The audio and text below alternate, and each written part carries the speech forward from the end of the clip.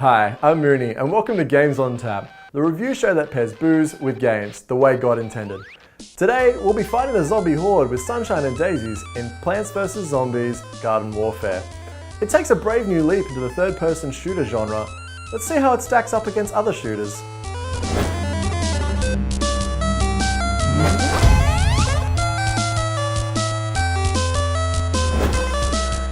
Plants vs. Zombies Garden Warfare, the multiplayer game born of an unholy union between a tower defense classic and a third-person shooter, once again visits the age-old tale of good versus evil and germs versus germination.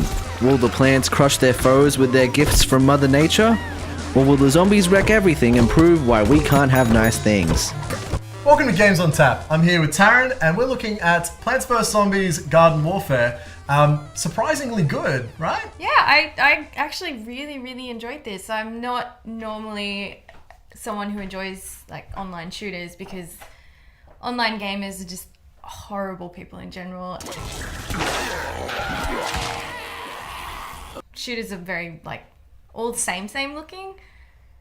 But I love this because it's like in the Plants vs. Zombies universe and it's so different looking. Yeah, right? It has that nice coat of Plants vs. Zombies, which I love, you know.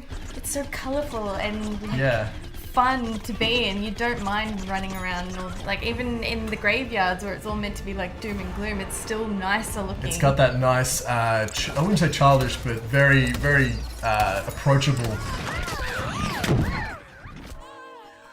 So young gamers, this would appeal to them, you know, with the Plants vs. Zombies franchise being tower defense and really nice. But this is M. I wouldn't say like people should go out and buy it for their kids, but I could see that kids could get a kick, like younger gamers could get a kick out of it, and then people our age and maybe even older. Yeah, I mean, I want to talk about the classes. There's not that many. There's about 4 per team. There's 4 per team, and they all like there's the healer and the sniper and like just the grunt and whatever the hell the engineer and the chomper are meant to be.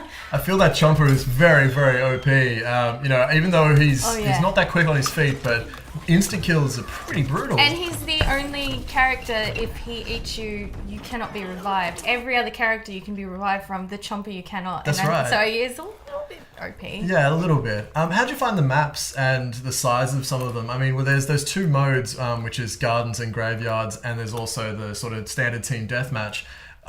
In comparison to both of them, how'd you find them? I feel that the gardens versus graveyards one, that's a pretty good size because you basically are running from one point of the map to the other, which is great, and you know it gives you time to sort of like regroup with your team and then figure out a plan of action. And it's a different environment around each thing. There's 6 different areas, including endgame if one team gets to endgame. Some of those endgames are amazing though, aren't they? The mansion one is probably my favourite. I mean, I've played on both sides of the team, zombies and plants. Yeah. And some of them are amazing. You know, you're on the top of the mansion as a pea shooter shooting down at those zombies, making sure they don't get in. But, you know, as a zombie, trying to get up that pathway with the coconut cannons is insane. Yeah, I think that's when you got to jump in and be an engineer and like jackhammer up the road or whatever it is to get to the teleporter and build it as quick as possible so you can get your zombies up the hill. Yeah. Because it's killer. It is definitely. But speaking of killer, what are things that are terrible in this game? What kills the games? Is there anything bad we can talk from this? Honestly, like, I really enjoy this game. There isn't much I don't enjoy about it.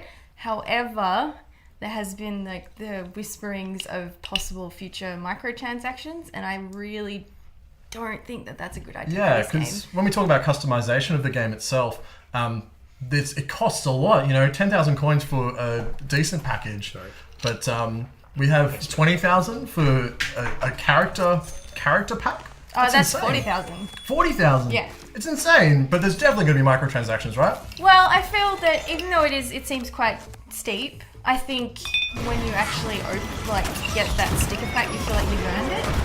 And I think that's and especially like when you're running around on the map, you can see like everybody with their weird customizations, and you think like that guy's obviously put a lot of time into this game, and whereas somebody else who hasn't like maybe got like a tattoo on their cheek or something, it's like, oh, obviously they've only just started. Yeah.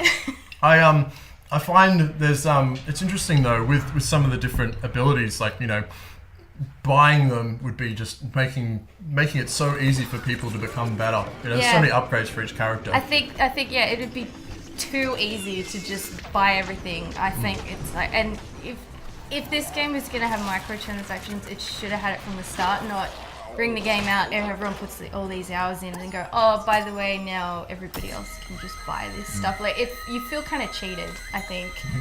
And it feels like, a game where someone's just giving you the cheat code and you can become invincible. Like, you just run around and do whatever you want. And it's fun at first, yeah.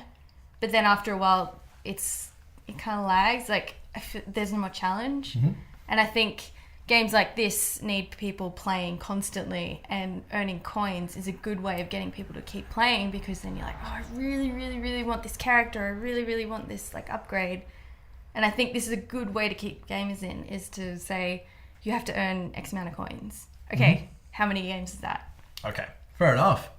So I can't guess at all what drink you would compare it to at all. But do you want to explain why you would choose a vodka cruiser? So I picked vodka cruiser because they're the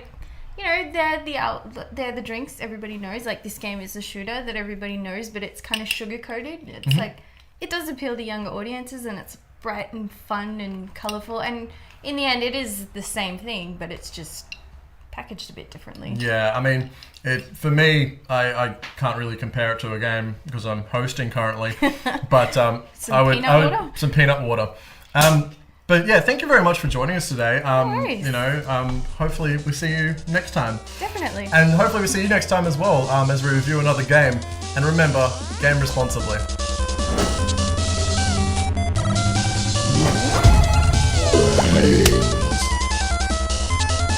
Young man, do you have swag?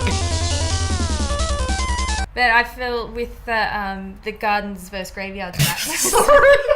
You just spat so far across the table as well.